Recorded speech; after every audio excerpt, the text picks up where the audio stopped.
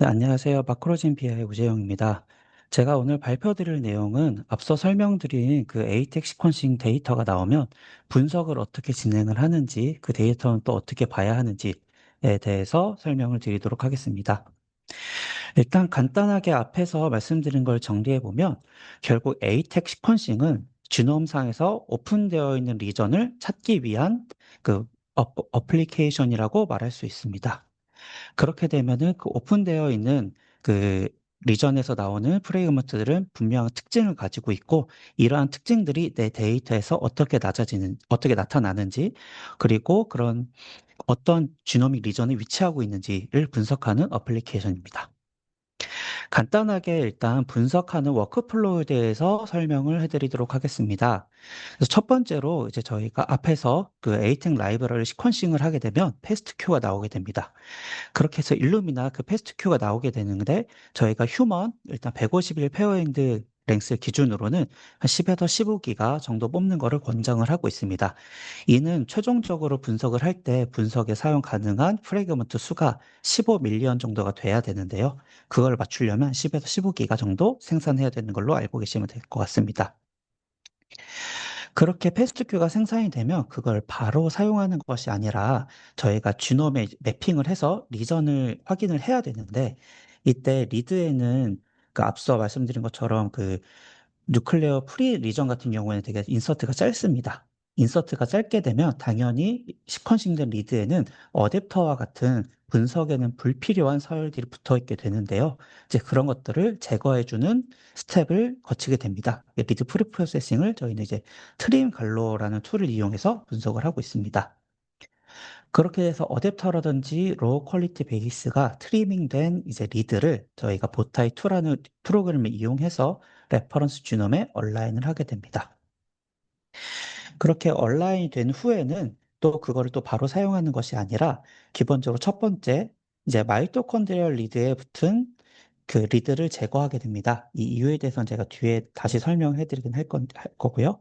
그 다음에 그냥 좀 미스매치가 조금 있다든지 이런 로우 퀄리티 맵들이든 제거하고, 일정 퀄리티를 달성한 하이 퀄리티 맵들이드만을 사용하게 됩니다.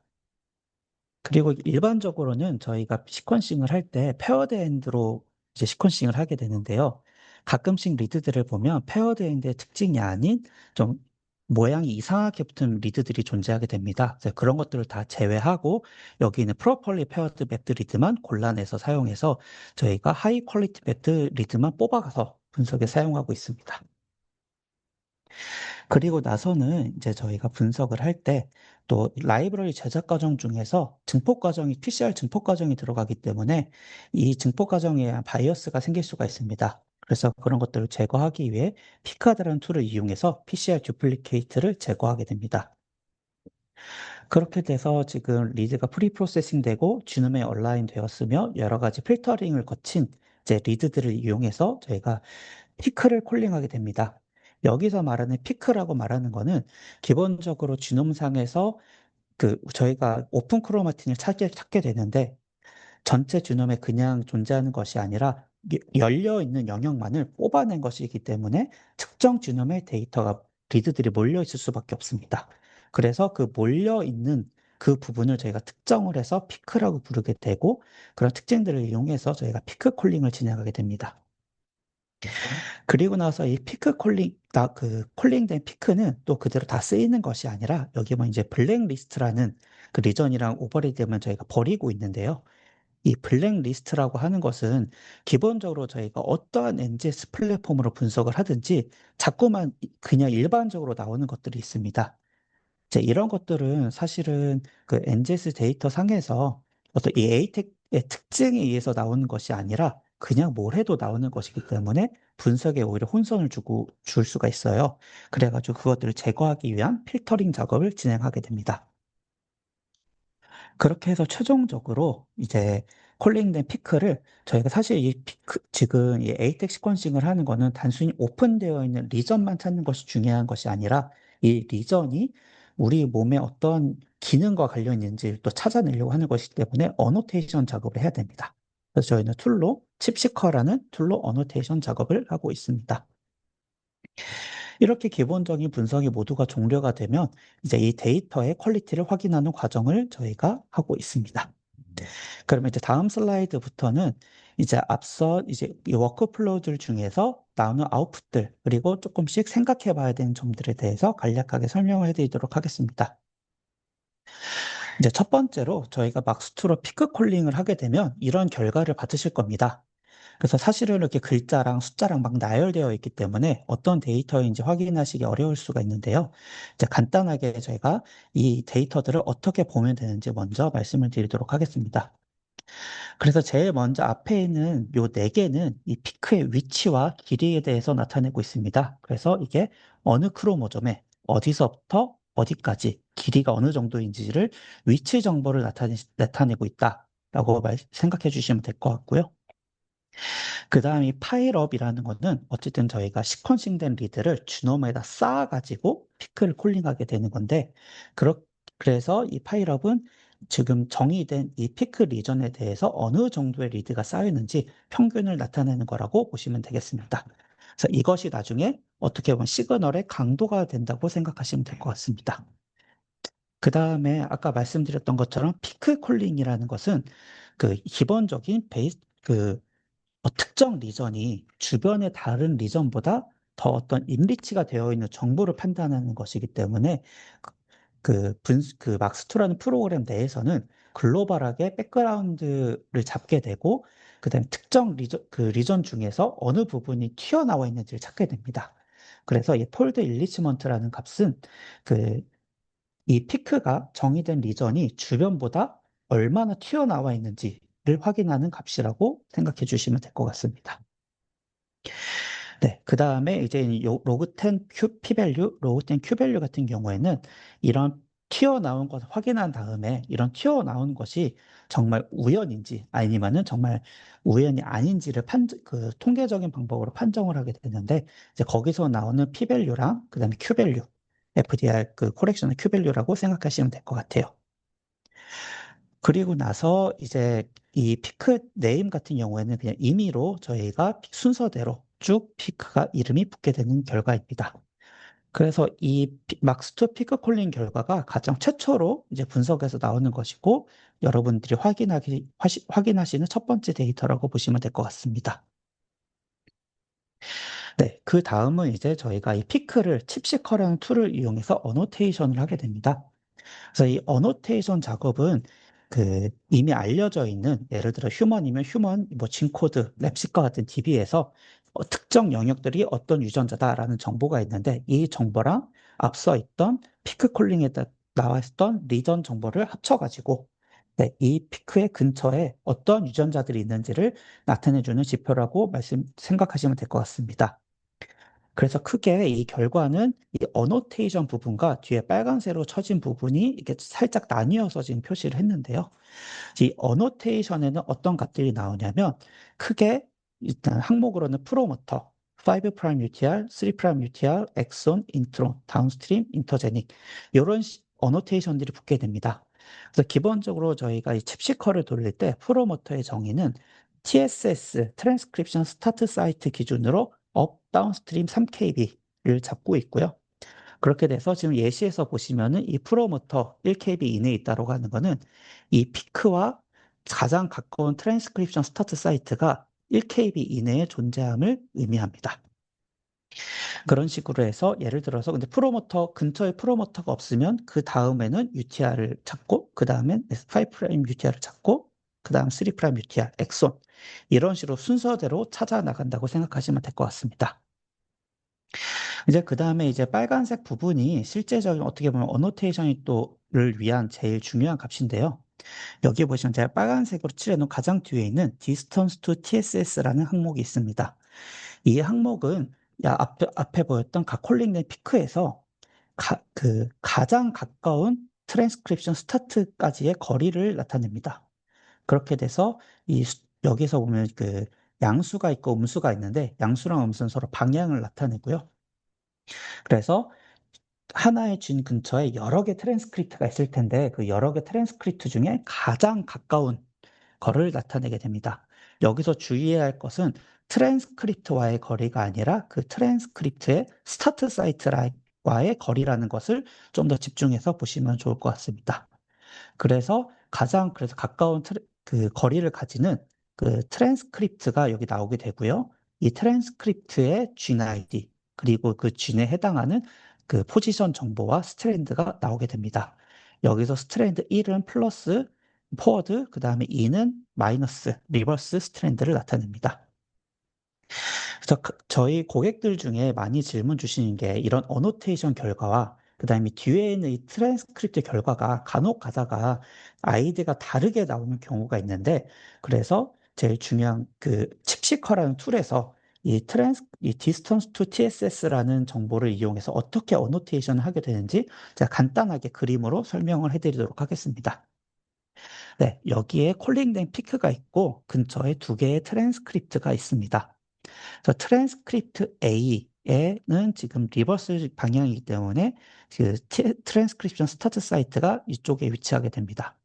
그래서 이 TSS를 기준으로 업다운 스트림 3KB가 프로모터라는 영역으로 정의가 되고요. 그 다음에 그 트랜스크립트와의 피크와의 거리는 이제 1.2K로 정의가 됐다고 가정을 할 수 있습니다. 그리고 트랜스크립트 B도 마찬가지로 마이너스 스트랜드에 위치하여 있기 때문에 TSS가 이쪽에 위치하여 있고 그 피크와의 거리는 약 5.8K에 있습니다. 그리고 이 피크는 트랜스크립트 B의 다섯 번째 엑선 위에 위치해 있다고 가정해 보겠습니다. 그래서 저희 그다음 그래서 그 칩시커라는 툴은 가장 먼저 피크와 가장 가까운 트랜스크립션 스타트 사이트와의 거리를 측정하게 되고, 이때 1.2K가 나왔는데 아까 정의한 3KB 이내에 들기 때문에 이 피크는 프로모터로 정의가 됩니다.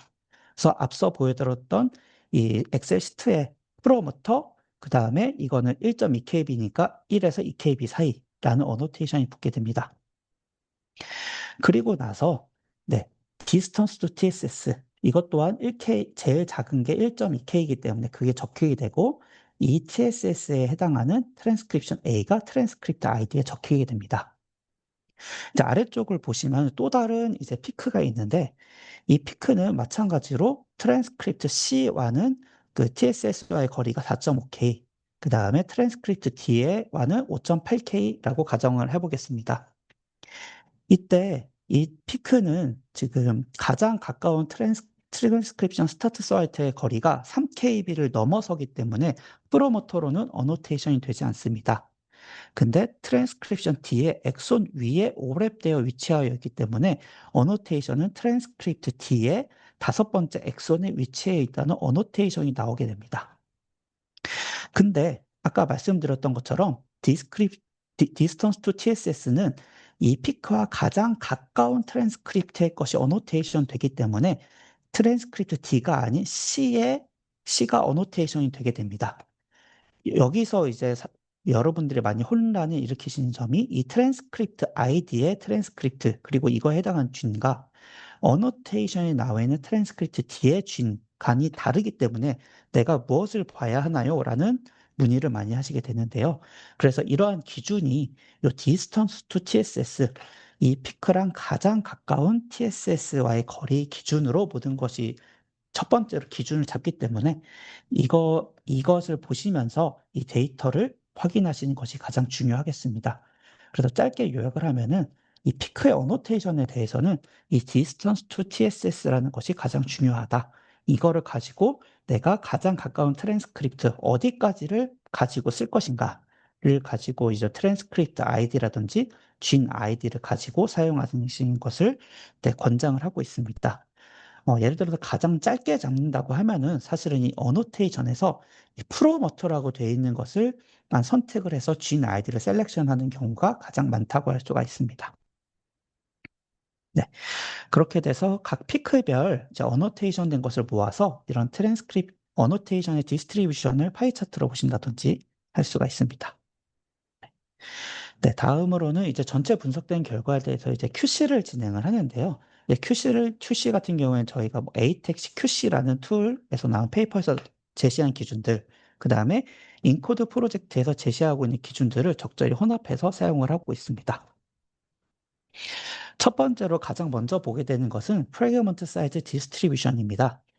아까 그 앞에서 박건일 프로님께서 말씀하셨던 것처럼 이제 에이텍 라이브러리 같은 경우에는 굉장히 특징적인 이제 길이 분포를 가지고 있습니다.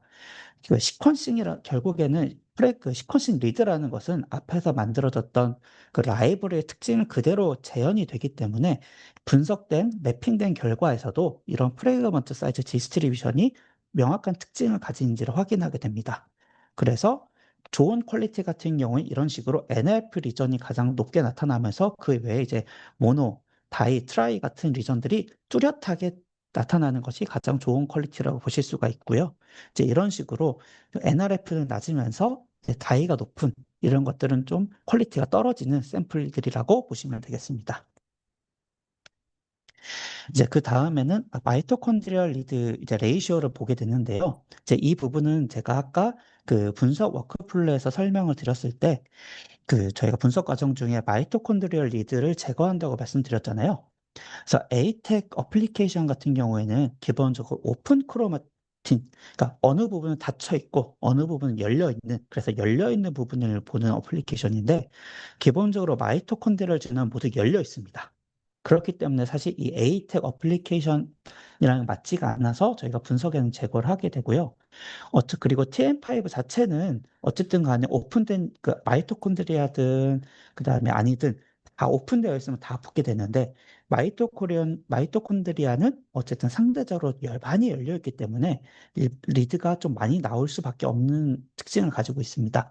이렇게 많이 섞이게 되면은 저희가 나중에 그 베이스 라인을 잡을 때 피크 콜링에서 베이스 라인을 잡을 때 문제가 될 수 있어서 이런 부분들을 제거하게 됩니다. 그래서 크라이테리아는 지금 기준 지금 20에서 80%로 지금 많이 브로드하게 잡혀 있는 편이긴 한데요. 이거는 이제 셀 타입이라든지 셀 상태에 따라서 굉장히 유동적으로 달라질 수가 있는 값입니다. 네. 그 다음에는 이제 저희가 NRF, 이제 Non Redundant Fraction이라는 것의 줄임말인데요.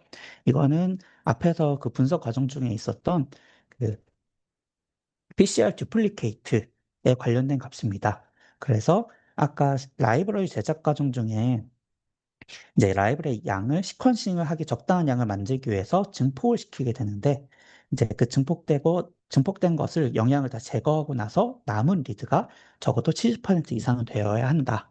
네, 라고 네, 이해를 하시면 될 것 같아요. 이 부분에 대해서는 인풋된 DNA 양이 적었다거나 만들어진 라이브러리 양이 어쩌다 보니까 적었을 때 그리고 나서 그거에 비해서 상대적으로 과량의 양을 시퀀싱 했을 때는 이 값이 낮게 나올 수가 있습니다. 네, 그 다음으로 저희가 확인하고 있는 거는 TSS-ES, 이거는 TSS Enrichment Score의 약자인데요. 기본적으로 아까 말씀드렸던 것처럼 A택은 물론 이네서라든지 프로모터라든지 쥔바디라든지 여러 군데가 오픈되어 있을 수 있지만 일반적으로는 TSS 주변에 많이 일리치되어 있다고 알려져 있습니다. 그래서 그런 특징들을 생각을 해서 정말 전체 주놈에 있는 여러 가지 트랜스크립트를 놓고 그 위에다 리드를 올린 다음에 TSS 주변과 그 이외 주변의 그 피크를 계산해가지고 얼마만큼 일리치 되어 있나를 측정하게 됩니다. 그래서 이 값은 0.6 이상이면 보통 사용이 가능하다라고 생각하시면 되겠습니다. 네, 그 다음은 이제 프립이라 그래가지고 이제 Fraction of Leading Cold Peak Regions라는 거의 약자인데요. 이제 리드는 아까 피크 콜링을 하기 위해서 레퍼런스 주놈에 리드를 이렇게 붙인다고 말씀드렸잖아요.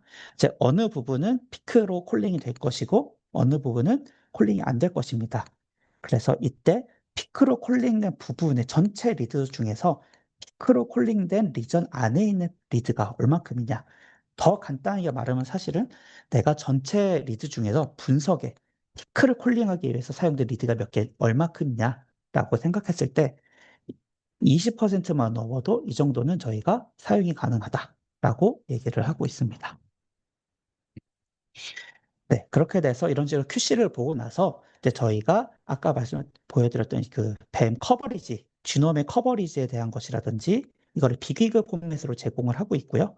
그 다음 피크 파일을 베드 포맷으로 드리고 있는데 이제 비기그 포맷과 이 피크 베드 파일을 IGV 툴에 올려가지고 이런 식으로 특정 쥐의 앞쪽에 그 피크가 있는지 없는지, 시그널은 얼마나 되는지를 확인하실 수가 있습니다. 네. 그 다음은 이제 저희가 개별 샘플별로 분석을 했으면 사실 가장 궁금한 것은 서로 다른 두 개 샘플 간의 비교 분석입니다. 그래서 저희는 이 비교 분석을 위해서 시소라는 툴을 이용하고 있고요. 시소라는 툴에 대해서 간략하게 설명을 해드리면 피크가 나오면은 일단은 모든 비교 분석이라는 것은 같은 리전에서의 비교를 해야 합니다. 우리가 RNA 분석할 때도 서로 다른 샘플들이지만 쥔이라는 어떤 하나의 피처로 묶여 있듯이 어, 에이텍 분석도 마찬가지로 동일한 피크를 맞춰줘야 됩니다. 그래서 저희가 여러 개 샘플에서 온 리드들을 하나로 합치는 작업을 하게 되고요. 그 다음에 이제 밑에 있는 작업들은 사실은 이제 여러 가지 뭐 로우 퀄리티를 뭐 프리 프로세싱하고 그 다음에 분석해야 할 백그라운드 데이터를 만들고 노멀라이제이션 하는 작업들이 들어가게 됩니다. 그렇게 돼서 이제 각 요 컨센서스 피크에 대해서 그 분석이 되는데요. 또 이거는 지금 컨센서스 피크는 뒤에 설명을 해드리겠지만 딱 붙어 있는 피크들인데 붙어 있진 않지만 근접한 피크가 있을 수 있습니다. 그래서 이 근접한 피크들은 어쨌든 근접한 균에 영향을 줄 수가 있으니까 이걸 한 번 더 합치는 작업을 하게 되고요. 이제 그렇게 돼서 합친 것 중에서 대표 피크를 선정하게 되고, 그 다음에 여기 그 중에서 이제 우리가 봤을 때 유의미하게 차이가 있는 피크를 선정을 하게 됩니다. 그래서 이 각각의 과정들에 대해서 조금 더 자세하게 설명을 해드리도록 하겠습니다. 기본적으로 가장 중요한 작업은 이 컨센서스 피크를 데피니션 정의하는 작업이라고 할 수가 있습니다. 그래서 저희가 샘플 A, B, C가 있다고 생각을 했을 때 이런 식으로 이제 리전상의 그 지놈 리전상에 피크가 존재하고 있다면 저희가 이걸 하나를 그냥 다 모아놓은 이 상태를 유니온 피크라고 부르고 있고요. 그래서 이걸 지놈에 오버랩되는 대로 이런 식으로 합쳐서 하나의 피크로 치환해놓은 상태, 이거를 저희가 컨센서스 피크라고 부르고 있습니다. 그래서 모든 이 시소를 이용한 모든 분석은 이 컨센서스 피크 단위로 진행이 된다라고 생각하시면 되겠습니다. 그래서 중간에 여러 가지 노멀라이제이션 과정들이 있지만 최종적으로는 이 각 컨센서스 피크들에 대해서 통계 분석이 진행이 되고요. 통계 분석에서 가장 여러분들이 많이 보시게 될 값은 이 로그 폴드 체인지와 p-밸류, 그다음에 로그 CPM 값이 될 것입니다. 그래서 이런 식으로 피크 하나의 각 컨센서스 피크에 대해서 이런 그 스탯들이 나오게 되고요. 아까 말씀드린 것처럼 근접한 피크는 서로 같은 기능을 할 수가 있기 때문에 하나로 묶게 되는 파이널 머지드 피크라는 것을 다시 한번 정의하게 됩니다.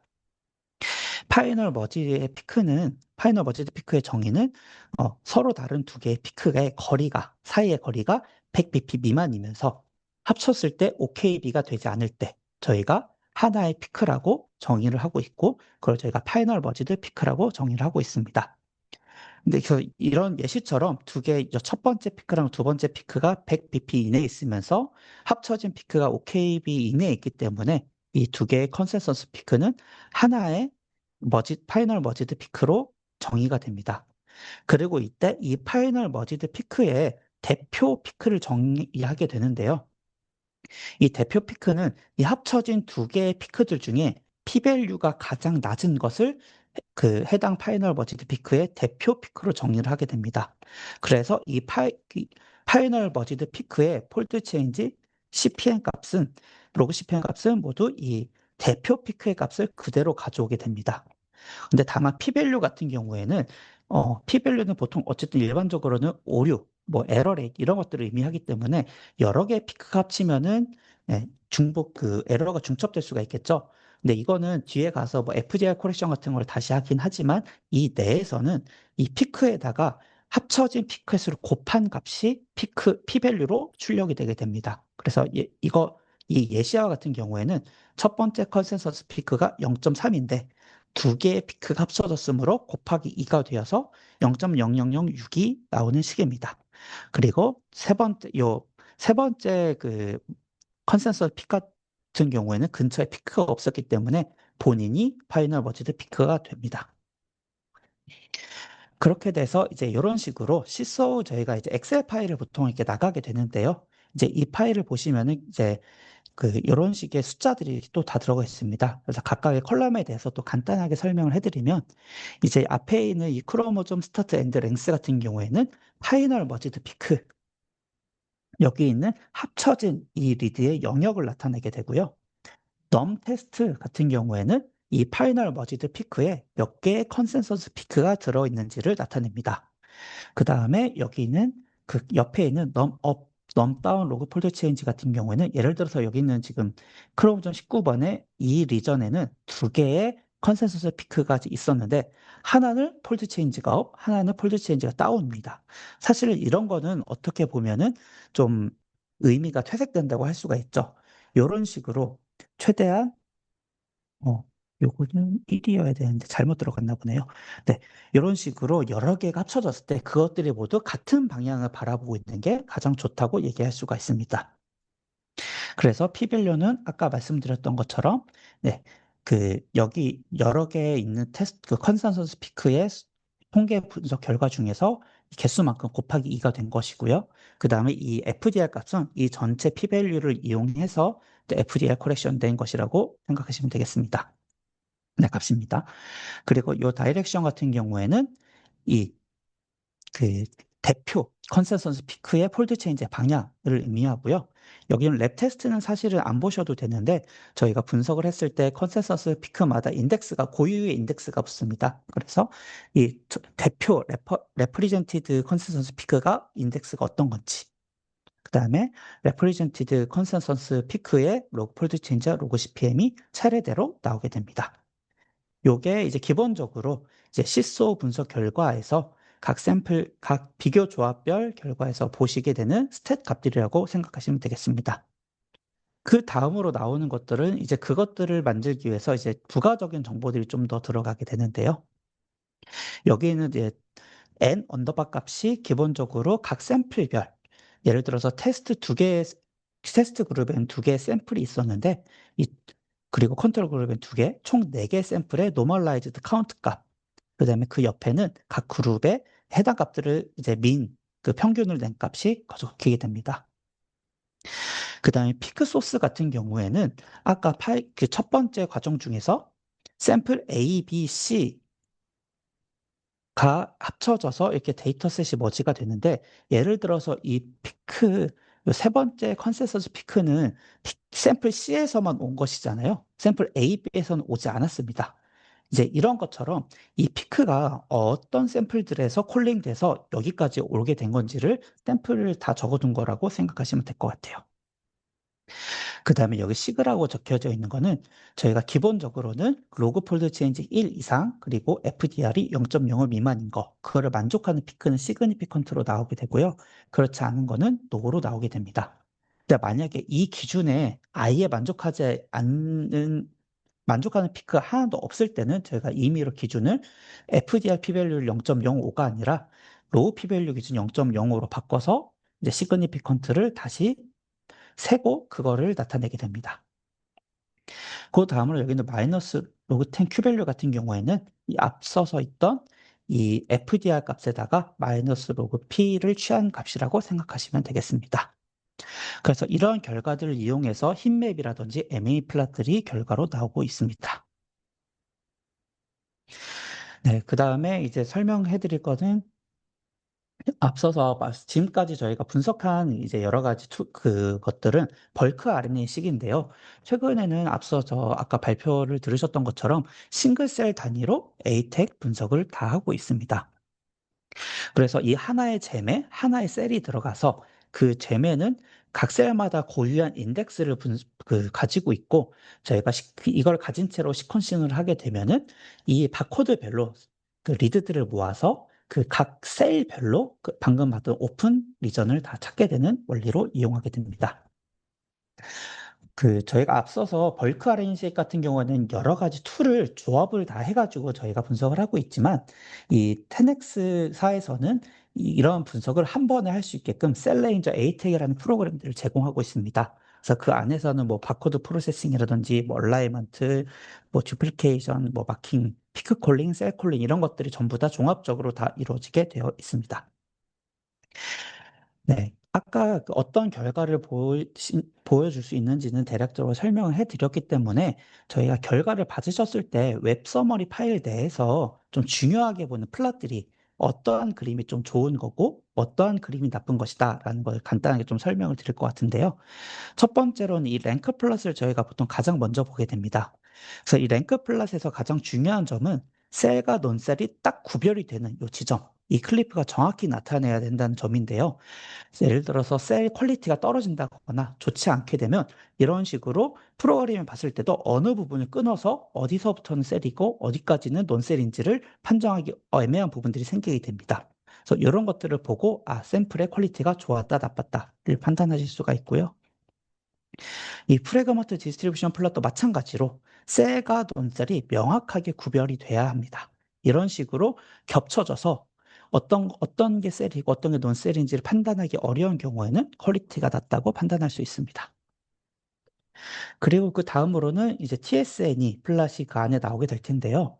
어쨌든 간에 이 TSN이 프로젝션을 하게 될 때는 각 셀별 특징들을 가지고 이제 그 클러스터링을 하고 위치를 잡게 되는데 일반적으로 여러 타입의 셀들이 묶였을 때는 셀마다 다 타입이 다르기 때문에 이런 식으로 각각의 거리가 어느 정도 존재해야 됩니다.